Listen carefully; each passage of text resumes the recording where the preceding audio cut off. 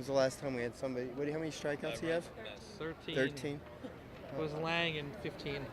Oh, Lang had a 13 strikeout game. Who's that against? Kentucky. Oh, okay.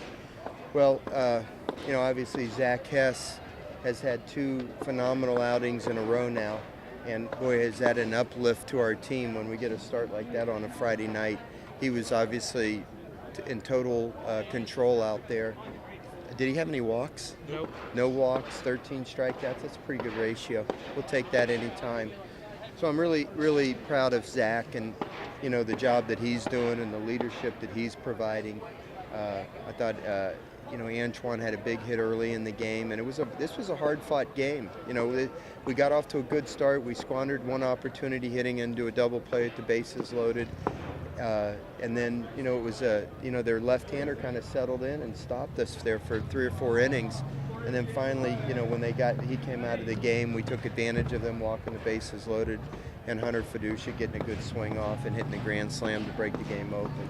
But up to that point, it was a tough, hard-fought game, and that left-hander was a decent pitcher. So it was a good win for us, and hopefully we can build off this going forward. Another week with him just really pounding the zone with that slider. 11 of his strikeouts were with that pitch. 11 of the strikeouts? Yeah. Well, it's a good pitch. He proved that last year in Omaha. It's a great pitch, but he's capable of throwing his fastball by people too when he's 93 to 95 miles an hour, and he held his velocity pretty good again into the 7th inning. There was no way I was letting him go past 110 pitches, and fortunately got that last out on his 109th pitch, and we were able to make the change at that point. I was really happy with the way Devin Fontenot threw. That was a good confidence builder for him as well. How tough do you think it is when batters are down with 2 strikes versus Zack? It seemed like his ability to get guys away is just outstanding. He's got some God-given ability, but he's a hard worker as well. And you see a big guy with a good arm, and you think it just comes naturally to those guys. But if you watch the way that he takes care of his body, the stretching that he does, and then how many meetings he has with Alan Dunn, and then the work that he does out here each day is a different workout in preparation for next week's start. So there's a lot of preparation that goes in to these outings, and that type of effort doesn't just happen by chance. If you were a hitter and you knew that he had all that physical, the physical gifts that he has, and then he worked that hard to prepare himself to be the best pitcher he can be, that's a pretty intimidating thing, I think, for a lot of hitters. But obviously, Zack has made a big stride forward, and if he can continue to do this for us on Friday nights, it's going to help us an awful lot. How good does it seem to? How nice is it that James been able to break out of his early season? Lots of people seem to panic, but I've been around this game my whole life. Baseball is a very fickle game. It can play with your mind. Confidence is fleeting, and sometimes you don't think you're ever going to get another hit. I mean, that's just the way the game is. He was 1 for 23 to start the season, but he probably hit 5 or 6 balls at least that were really hit hard, and they just happened to be, great plays by the defender or right at somebody. And so what happens, you start thinking you have to alter your swing or do different things to make the ball fall, and because it starts playing with your mind. But the kid has a lot of physical tools. He's a very hard worker. Sometimes, he doesn't take things to the game as well as we hope that he does, but sometimes, he does.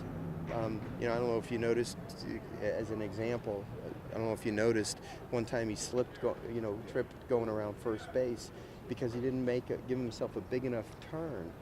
And I told him between innings, well, the next time he got a hit, he took a bigger turn. So that may seem irrelevant to everybody, but it's a sign that he's relaxing and he's taking the coaching and then applying it in the games. And if he does that, the kid hits the ball awfully hard when he hits it, and you saw the capabilities of him defensively. I think he's played really good defense in the first 10 games of the season.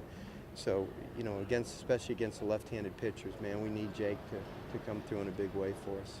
You said the other day you wanted Hunter to get another chance with the bases loaded. He got that chance today. How good was that? I would have liked to seen that one on Wednesday night, that's for sure. But, again, baseball is one of those sports that when it's over, it's over. You can't get it back. And all you can do is look for the next opportunity and take advantage of it. And I was glad that if the next time with the bases loaded, he obviously crushed one, and so it kind of purges the bad memory out of his mind as quickly as possible, and that's a good thing because Hunter Feduccia is I told you during the fall and early spring that he's one of the best players we have, and you can see what a game changer he is, throwing runners out, stealing, and what a difference he's made with that. And his hitting's going to keep getting better. During the fall, he was very, very consistent, occasional power, but you saw what he's capable of doing. Coach, we saw Sacred Heart play Southeastern today. They look a pretty good team. I'm not surprised. Let me tell you, these kids, from the north, especially over there in the Northeast, I coached against those teams on a regular basis when I was at Notre Dame. We were in the Big East Conference, and they got a little bit of a chip on their shoulder, those kids. They don't have nice fields. The weather's terrible. The schools don't support their baseball programs. And the kids go out there and play because of their love of the game, and they want to prove that they can do it. And we've unfortunately gone through that experience with some teams from the Northeast down here. I can remember very vividly back in 2012, a team that nobody heard of came down here and had an excellent ball club and played the game the right way and whipped us and went on to Omaha. So, it's probably a good thing to get our players' attention that they beat the team that just beat us earlier this week. And it was no fluke. I watched the game. They had a player go opposite field, virtually off the Intimidator out there. It was a no-doubt home run opposite field, 108 miles an hour off the bat. So they've got some really good-looking athletes. I watched a lot of their game today. We need to be ready to come out there and play tomorrow night, and we're gonna be challenged. So we're gonna have to play our best game tomorrow night to have a chance to beat this team that we're playing. It's always fun to coach against guys you used to coach with, like Corey. Well, I hate coaching against them, to be honest with you. We had lunch together today, and I gave him a little Italian cuisine at Phil's Oyster House. I gave him a little Louisiana cuisine at Phil's Oyster House, and I think he had some shrimp étouffée. I went with the crawfish étouffée, but boy, was it good. And I just looked across the table and I said, well, what are we doing this for? Why are we playing each other? And he's like, no, this is good for us. We need to, get in these kind of environments.